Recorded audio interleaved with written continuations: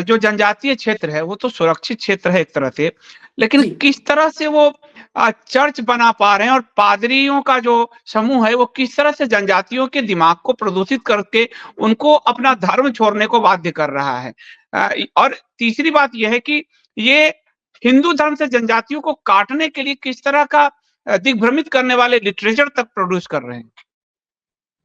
जी। ऐसा है कि पादरी भगाओ अभियान इसीलिए हम लोगों ने किया। हमारे आदिवासी समाज हम रूढ़ी परंपरा को मानते हैं और उस रूढ़ी परंपरा के अंतर्गत एक पाहन को नियुक्त किया जाता है। पाहन मतलब पुजारी जो हमारा होता है और उस पाहन को अनुमति होती है कि उनको जो क्षेत्र दिया जाता है उसी क्षेत्र में वो पूजा पाठ या जो भी कार्यक्रम वो कर सकते हैं।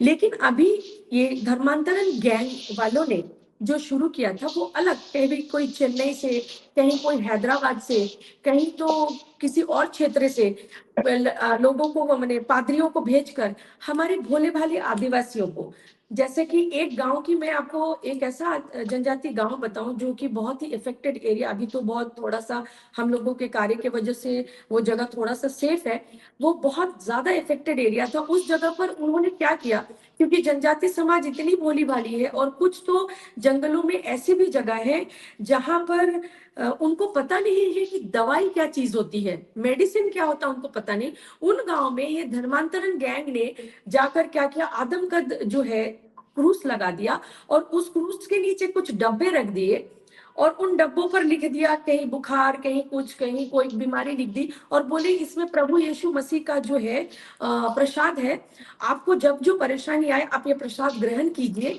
और करने के बाद जो है आप स्वस्थ हो जाएंगे। तो उनको तो मेडिसिन के बारे पता नहीं, इतने इंटीरियर गांव में है। तो उन्होंने जो है उस जब भी किसी को बुखार आया बुखार की दवा ले ली, ऐसे करके वहां पादरी बैठा है कि यहाँ बुखार का है एक, ऐसे करके उन्होंने माइंड वॉश किया। और तो और एक प्रोपोगेंडा चला, आदिवासी को मुख्य धारा से हटाने के लिए एक प्रोपोगेंडा चला कि आदिवासी हिंदू नहीं है, इसीलिए वो कटते गए, अपने मुख्य धारा से कटते गए और इनके साजिश के वो शिकार होते गए। यहां तक कि मैं आपको बताऊं पश्चिम सिंहभूम खुटपानी वो जगह है जो आज ईसाइयों का मतलब ये है तीर्थ स्थल वो कहते हैं और हर 8 नवंबर को वो वहां पर से एक बहुत बड़ा सभा मेला करते हैं। ये वही जगह है जहां से पहली बार झारखंड में ईसाइयत का आना हुआ और इन्होंने उस जगह को किस तरह से कैप्चर किया। हमारा एक नियम होता है, जब हमारे कोई घर में किसी प्रियजन की मृत्यु होती है तो हम लोगों का नियम हिसाब से अंतिम संस्कार में हम भी उनको गाड़ते हैं और गाड़ने के बाद एक नियम होता है जिसको बोलते हैं पत्थलगड़ी, जो आदमकद पत्थर होता है उसमें हमारी वंशावली लिखी जाती है और उस कब्र के ऊपर वो लगाया जाता है। इन लोगों ने आदिवासी दिमाग के साथ खेलने के लिए, भोले भाले आदिवासी के दिमाग के साथ खेलने के लिए सेम पत्थलगड़ी चर्च के अंदर में किया और उस पत्थर में उसमें उन्होंने हमारे इष्ट देवता का नाम लिख दिया। लिखकर उन्होंने आदिवासियों से क्या कहा, हमने आपके भगवान को स्थान दिया है, इस यहाँ पर जगह दी है, आप यहाँ पर आइए, बैठिए, पूजा अर्चना कीजिए। ये झूठ बोलकर उन्होंने उनको अपने तरफ किया और धीरे धीरे वो शिलापट के बहाने उन्होंने पूरे हो समाज को वहां कन्वर्ट करना शुरू किया।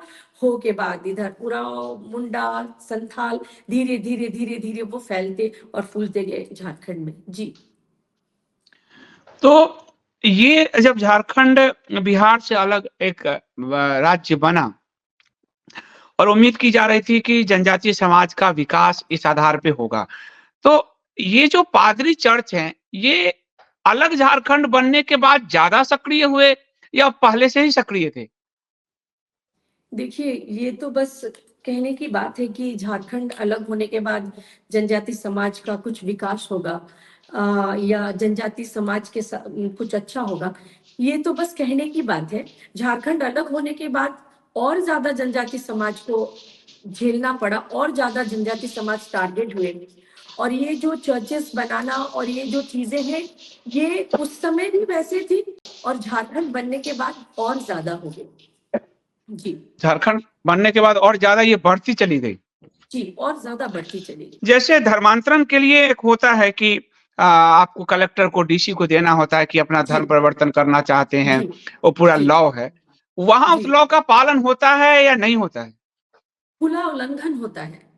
आज के अच्छा, डेट में सो कॉल्ड जो पार्टी है, जो हमारे देश की सबसे बड़ी हिंदूवादी पार्टी है, जो खुद को दावा करती है कि हम सनातन धर्म के रक्षक हैं और हम सबसे ज़्यादा हम जो हिंदू माइंड से, उनके सेंटिमेंट से खेलकर जो वोट बैंक की राजनीति कर रहे हैं, वो जो ये कहते हैं कि मतलब हम कर रहे हैं, ये आज आज मानते हैं कि झारखंड में सरकार उनकी नहीं है, सेक्युलर पार्टी है एक। लेकिन उससे पहले पहले तो इनका ही राज था और उस समय ये कानून लागू था जो जिसके अंतर्गत आप कन्वर्शन करवाने या करने से पहले डीसी ऑफिस में आपको एक आवेदन देना पड़ता था। वहां परमिशन आने के बाद आप किसी भी चर्च से, जो चर्च में आपने लिखा है उस पे आप धर्म परिवर्तन कर सकते हैं।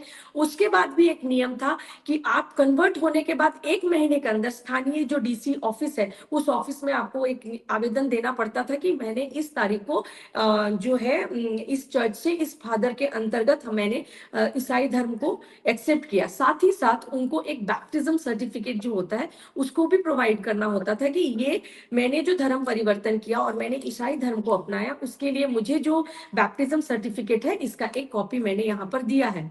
लेकिन ये कभी भी नहीं हुआ। इसका खुला उल्लंघन इन लोगों ने किया और आज भी वो कर रहे हैं। जी। मतलब खुला उल्लंघन चल रहा है और कोई इस पर ध्यान नहीं दे रहा है।